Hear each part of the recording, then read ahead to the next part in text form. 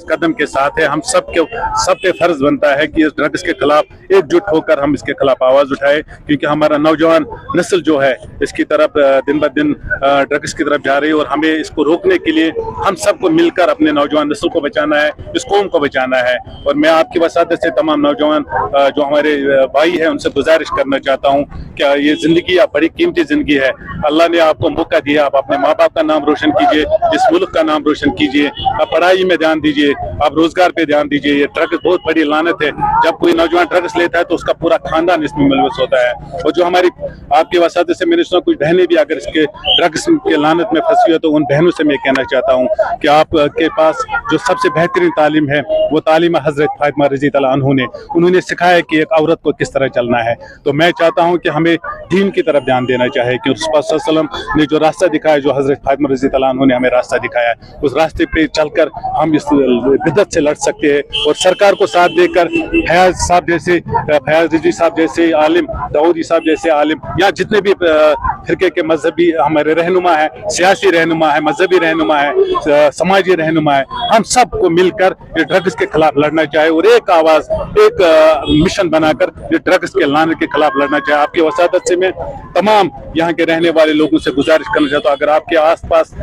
हमसाया में कहीं पे भी कोई ड्रग्स बेचता है तो प्लीज उसके खिलाफ आप जंग छिड़िए और पुलिस तक वो मैसेज पहुंचाए, क्योंकि पुलिस इस वक्त जो काम कर रही है, जम्मू कश्मीर पुलिस, हम इसका तहे दिल से इनका शुक्रिया अदा करना चाहते हैं। पुलिस ने एक बहुत बड़ा मिशन इस पे चलाया, हमें पुलिस का साथ देकर इस लानत को, इस बिदअत से लड़कर जम्मू कश्मीर को इस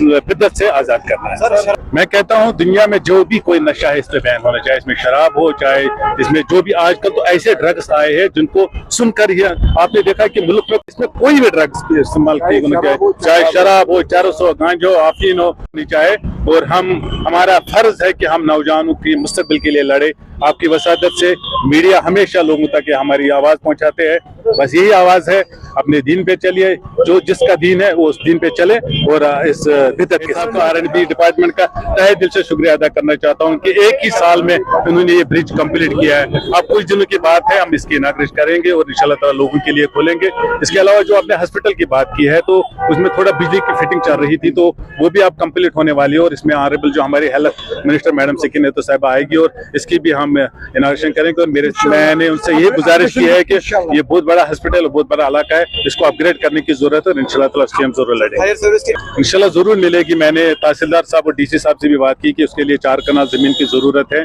और उन्होंने वो जमीन शायद कहीं पर की है, तो तहसीलदार साहब में मैं कल भी उससे बात कर रहा था, हम जमीन देंगे और उसके लिए मैं लड़ रहा हूँ। और जरूर हम फायर स्टेशन की बात हो, हॉस्पिटल के अपग्रेडेशन की बात हो, उसके अलावा भी कुछ नए ब्रिज भी हमने इस इलाके के लिए जो सैंक्शन करवाए, कुछ नए रोड जो सैंक्शन करवाए, इंशाल्लाह ताला सरकार काम कर रही है और आगे भी काम करते रहेगी। जो लोगों के मसले मसाइल है उनको हम तरजीह बुनियाद पे उठा रहे हैं, और असेंबली से लेकर सड़क पर हर रोज निकलते हैं लोगों की खिदमत के लिए, और इंशाल्लाह आगे जरूरी है, चाहे ड्रग्स के खिलाफ मुहिम हो, चाहे हमें तरक्की के लिए काम करने के लिए जो आज सरकार को इन मौलाना साहबों की भी जरूरत है, ये भी हमें अच्छा मशवरा देंगे कि कहाँ पर क्या किस चीज की जरूरत है। आज अगर हम प्लान दे रहे हैं तो मैंने सोचा था मैं इनसे भी बात करके, जो हमारे सदर औकाफ है, हमारे सदर सेक्रेटरी है, मौलाना हजरत है, इनको भी हमें राय देनी चाहिए कि हमारे इलाके में किस चीज की जरूरत है। मिलकर हम सब इस कौम की खिदमत करना चाहते हैं, तो इसमें हम सबको मिलकर एक साथ होकर हमें अवाम की खिदमत करनी चाहिए और उस हुकूमत का साथ देना।